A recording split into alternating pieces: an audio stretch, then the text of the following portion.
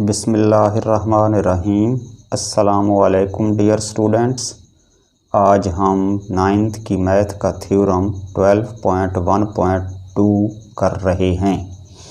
तो इसकी स्टेटमेंट मैंने बोर्ड पे लिख भी ली है। इसमें वो कह रहा है कि any point equi distance from the end points of A line segment is on the right bisector of it. ये थ्योरम दरअसल पिछले थ्योरम का कन्वर्स है। कन्वर्स ऐसे थ्योरम को कहते हैं जिसमें गिवन और टू प्रूव की जगह जो है वो इंटरचेंज हो जाती है। यानी जो पिछला थ्योरम हमने किया था 12.1 उसका जो गिवन था वो इस थ्योरम में टू प्रूव हो गया है, और जो पिछले थ्योरम में टू प्रूव था वो इस थ्योरम में गिवन हो गया है। तो इस वजह से ये दोनों एक दूसरे के कन्वर्स हैं। तो किसी भी थ्योरम को जब सॉल्व करते हैं तो स्टार्ट में सबसे पहले उसकी फिगर बनाते हैं। तो आइए हम पहले इसकी फिगर ड्रा करते हैं। क्योंकि ये भी पिछले थ्योरम का कन्वर्स है तो इसकी फिगर भी उससे मिलती जुलती होगी। इसमें भी एक लाइन सेगमेंट ड्रा करना है और उस लाइन सेगमेंट के ऊपर ये कह रहा है कि एक पॉइंट है जो उसके एंड पॉइंट से इक्वी डिस्टेंट है। तो हम पहले एक लाइन सेगमेंट ड्रा कर लेते हैं। लेट्स से ये एक लाइन सेगमेंट है ए बी, और कोई सा पॉइंट P लेते हैं जो इसके दोनों एंड पॉइंट से बराबर फासले पर हो। लेट्स से ये एक पॉइंट P है which is equi distance from the and points of line segment. क्योंकि पॉइंट P A और B से इक्वल डिस्टेंस पर है तो हम P को A से मिला देते हैं और दूसरी तरफ P को B से मिला देते हैं। तो इस तरह से ये जो P का A से डिस्टेंस है वो PA कहलाएगा और P से जो B का डिस्टेंस है वो PB कहलाएगा। और ये डिस्टेंस दोनों का इक्वल है, यानी PA और PB आपस में इक्वल हैं। ये बात अब हम गिवन में लिखेंगे जो ये बात वो हमें बता रहा है। तो ये तो थी फिगर जो हमने ड्रा कर ली है। फिगर के बाद नेक्स्ट चीज़ होती है given.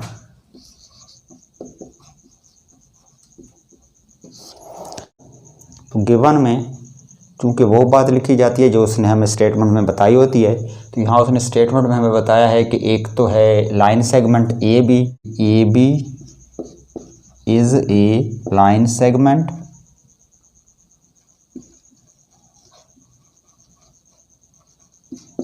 And point P is such that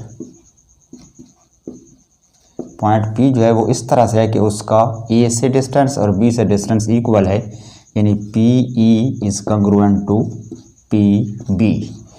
उसके बाद नेक्स्ट हेडिंग होती है टू प्रूव की। टू प्रूव की हेडिंग में वो चीज़ लिखते हैं जो हमने थ्योरम में साबित करके देनी होती है, यानी जो हमने आंसर निकालना होता है। तो इस थ्योरम ने हमें प्रूव करना है कि जो पॉइंट P है वो लाइन सेगमेंट ए बी के राइट बाइसेक्टर के ऊपर है, यानी line segment is on the right bisector of it. तो जो पॉइंट है जो कि लाइन सेगमेंट के दोनों एंड पॉइंट से बराबर फासले पर था, ये पॉइंट इस लाइन सेगमेंट का अगर कोई राइट बाइसेक्टर ड्रा किया जाए तो उसकी ऊपर है। यानी हम टू प्रूव में क्या लिखेंगे कि जो पॉइंट P है is on the right bisector of A B, यानी लाइन सेगमेंट ए बी के राइट बाइसेक्टर के ऊपर है ये पॉइंट P। उसके बाद नेक्स्ट हेडिंग है कंस्ट्रक्शन।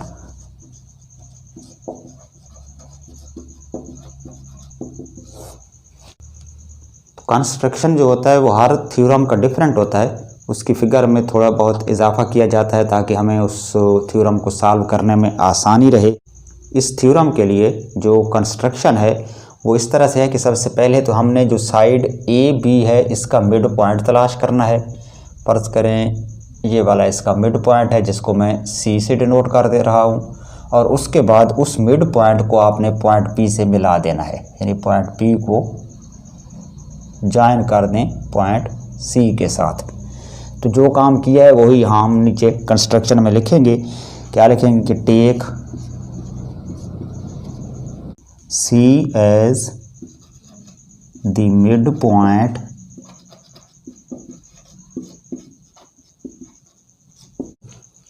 ऑफ ए बी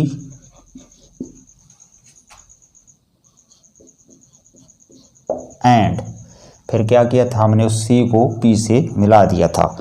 तो आगे लिखेंगे जॉइन पी टू सी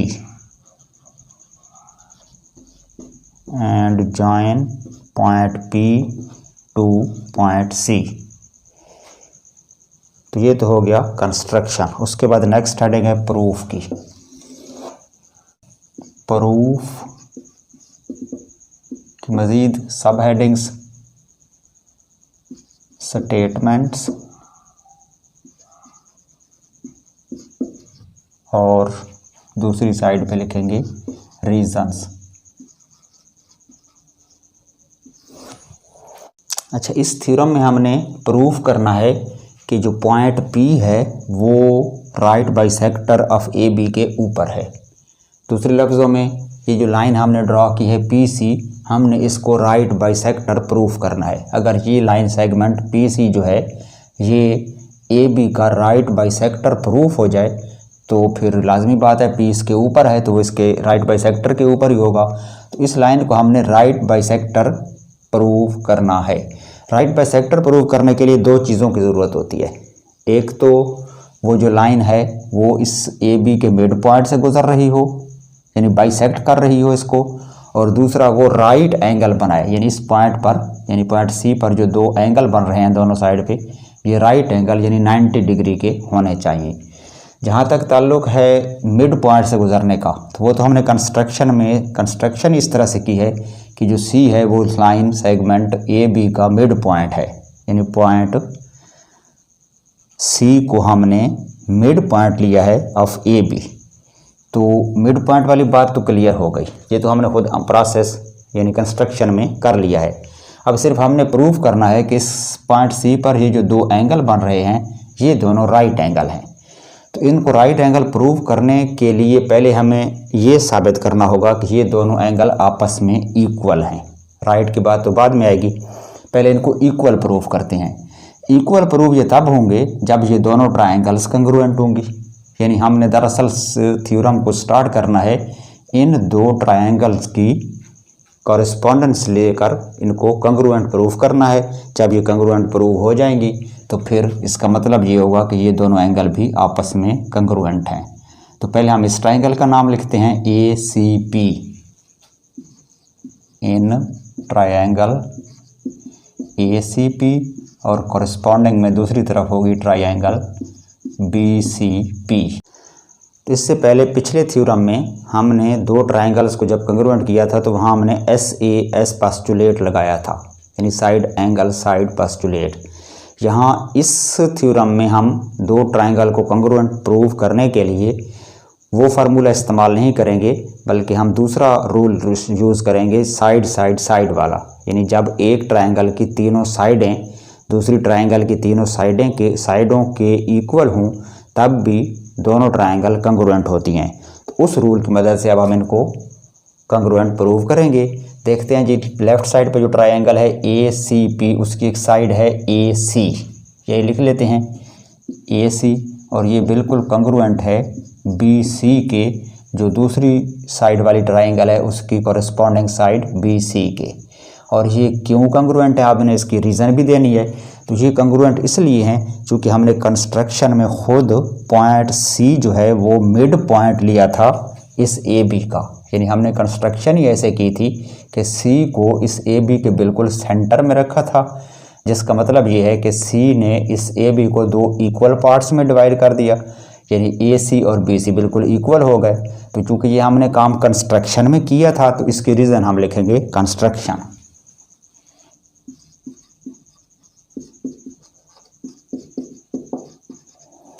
उसके बाद दूसरी साइड है PC, एक साइड है PC ये वाली। ये जो साइड है ये दोनों ट्रायंगल में कॉमन है, इस ट्रायंगल में भी है और उसमें भी है। तो हम क्या लिखेंगे यहाँ पर कि PC is congruent to PC, और रीज़न इसकी होगी कि ये कॉमन है। उसके बाद तीसरी साइड जो लेफ़्ट साइड पे ट्रायंगल है ACP, इसकी ये वाली साइड जिसको PA कहते हैं, ये बिल्कुल कंग्रुएंट है दूसरी ट्रायंगल की साइड PB के, और ये गिवन में लिखा हुआ है कि PA is congruent to PB। यहाँ हम लिखेंगे कि PA is congruent to PB, और इसकी रीज़न क्या होगी कि ये गिवन है। अब पहली जो ट्रायंगल थी लेफ़्ट साइड वाली ACP, इसकी 1, 2 एंड 3 साइड्स दूसरी ट्रायंगल की 3 साइड्स के कंग्रुएंट हैं, यानी इस ट्रायंगल की 1, 2 और 3 साइडें दूसरी ट्रायंगल की 1, 2 और 3 तीनों साइडों के कंग्रुएंट प्रूव हो गई हैं। तो जब भी दो ट्रायंगल्स इस तरह से आएँ कि उनकी तीनों साइडें, यानी एक ट्रायंगल की तीनों साइडें दूसरी ट्रायंगल की तीनों साइड्स के इक्वल हों, तो वो दोनों ट्रायंगल कंग्रुएंट होती हैं साइड साइड साइड रूल की मदद से। तो हम लिख देंगे कि ट्रायंगल ACP जो कॉरस्पॉन्डेंट में लिखी थी, ये बिल्कुल कंग्रुएंट है ट्रायंगल BCP के, और इसकी जो रीज़न होगी वो होगी side side side is congruent to side side side.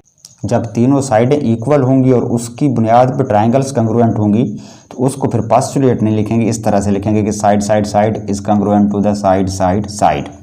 अब क्या प्रूफ हो गया कि ये ट्रायंगल और ये ट्रायंगल आपस में कंग्रुएंट हैं। फिगर में देखें तो ये वाली ट्रायंगल और ये वाली ट्रायंगल आपस में कंग्रुएंट प्रूव हो गई हैं।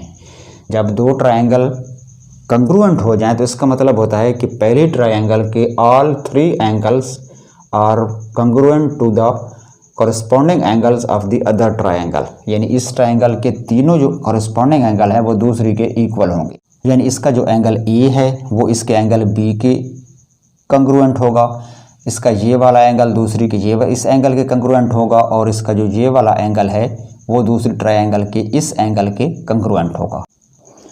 तो चूँकि हमें सिर्फ इन एंगल्स की ज़रूरत है तो हम सिर्फ इन्हीं को लिखेंगे। इस एंगल का हम नाम लिखते हैं एंगल ACP, और इस साइड में ट्रायंगल के अंदर जो एंगल है उसका नाम है BCP।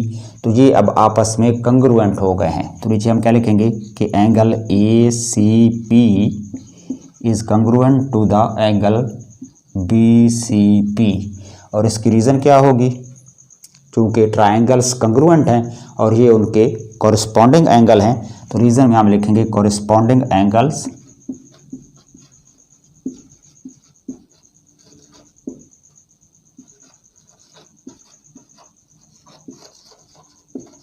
Of congruent triangle.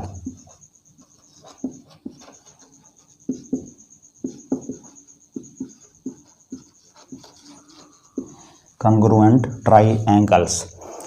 अब हमने ये साबित कर लिया है कि ये वाला एंगल और ये वाला एंगल आपस में इक्वल हैं। अब इन्हीं दो एंगल्स को एक और एंगल से देखें कि ये जो दोनों एंगल हैं ये एक स्ट्रेट लाइन पर बन रहे हैं। ये भी एक बिल्कुल स्ट्रेट लाइन है और उसके ऊपर दो एंगल्स बन रहे हैं। अगर इन दोनों को हम ऐड करें तो सप्लीमेंट्री रूल के मुताबिक इन दोनों एंगल का सम 180 होगा। जब भी दो एडजेसेंट एंगल इस तरह से हों कि उनके outer arm straight line form कर रहे हों तो वो एंगल सप्लीमेंट्री कहलाते हैं। तो ये दोनों आपस में सप्लीमेंट्री भी हैं, यानी इनको ऐड करें तो इनका जो टोटल है वो 180 बनेगा। तो हम इनको ऐड कर लेते हैं कि measurement angle ACP plus measurement angle BCP, इन दोनों को ऐड करें तो ये आता है 180 डिग्री। और इस चीज़ की रीज़न लिखेंगे, यानी इसकी जो हम रीज़न लिखेंगे वो होगा सप्लीमेंट्री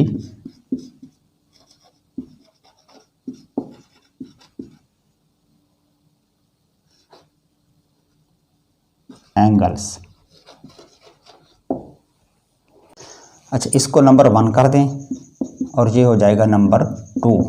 अब 1 और 2 को अगर मिलाकर देखें तो इसमें लिखा हुआ है कि ये दो एंगल आपस में इक्वल भी हैं, और अगर इन दोनों को ऐड करें तो आंसर 180 आता है। तो ऐसे दो एंगल जिनको ऐड करें तो 180 आए और वो आपस में इक्वल भी हों तो लाजमी बात है वो दोनों 90 के होंगे। इसका मतलब क्या हुआ कि ये दोनों एंगल जो हैं वो 90 डिग्री के हैं। तो नीचे हम क्या लिखेंगे कि measurement angle ACP is equal to measurement angle BCP और both are equal to 90 degree. और इसकी रीज़न लिखेंगे फ्रॉम 1 एंड 2, यानी 1 और 2 से जो हमने नतीजा अखज़ किया है वो है यही है, फ्रॉम 1 एंड 2। अब क्या साबित हो गया कि ये जो दो एंगल हैं ये भी 90 का है और ये भी 90 का है। अगर ये दोनों 90 के हैं तो इसका मतलब है PC जो लाइन आ रही थी वो AB पर परपेंडिकुलर है। परपेंडिकुलर यही होती है ना, जो 90 के एंगल बनाए, तो एंगल तो 90 के बन रहे हैं, तो इसका मतलब है PC जो है वो AB पर परपेंडिकुलर है। तो उसके नीचे हम यही लिखेंगे कि सो PC is perpendicular over AB। और इसकी रीज़न में यही लिख देंगे कि ये जो दोनों एंगल हैं ये 90 के हैं, यानी मेजरमेंट एंगल ACP इक्वल है मेजरमेंट एंगल BCP और both are equal to 90 degree. चूँकि ये 90 के लिए हैं इसलिए PC AB पर परपेंडिकुलर है। ये तो हो गई एक बात कि ये जो लाइन है PC ये इस AB लाइन सेगमेंट के ऊपर राइट है, 90 के एंगल बना रहा है, परपेंडिकुलर है। दूसरी चीज़ जो हमें प्रूव करना थी कि AB को ये बाइसेक्ट भी कर रहा है, तो वो हमें कंस्ट्रक्शन में खुद कर दिया था कि AC और BC आपस में दोनों साइडें इक्वल हैं। तो नीचे हम लिख देंगे AC is congruent to BC, और इसकी रीज़न हम क्या देंगे कि ये हमने कंस्ट्रक्शन में खुद किया था। तो अब इसको नंबर 3 कर दें और इसको नंबर 4 कर दें और इन दोनों को कंबाइन करके देखें तो इसमें क्या लिखा है कि PC जो है वो AB पर परपेंडिकुलर भी है और PC का जो पॉइंट C है वो वहाँ पर AB को बाइसेक्ट भी कर रहा है, यानी AC और BC इक्वल हैं। तो इसका मतलब है PC जो है वो AB को बाइसेक्ट भी कर रहा है, यानी PC AB का बाइसेक्टर भी है और राइट एंगल भी बना रहा है। तो क्या कहेंगे कि PC जो है वो राइट बाइसेक्टर है। तो अब नीचे क्या लिख देंगे कि PC is the right bisector of AB।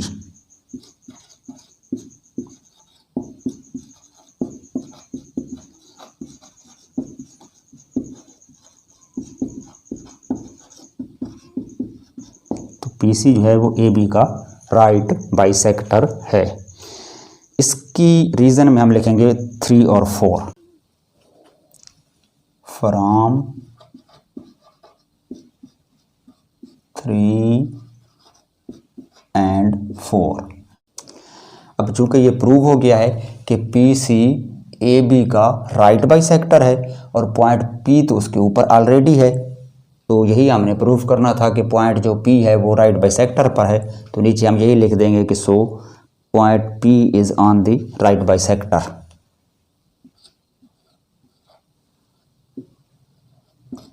Point P is on the right bisector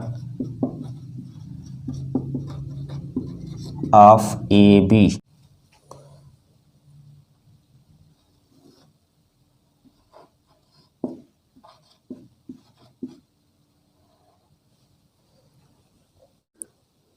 तो ये तो था हमारा आज का थ्योरम।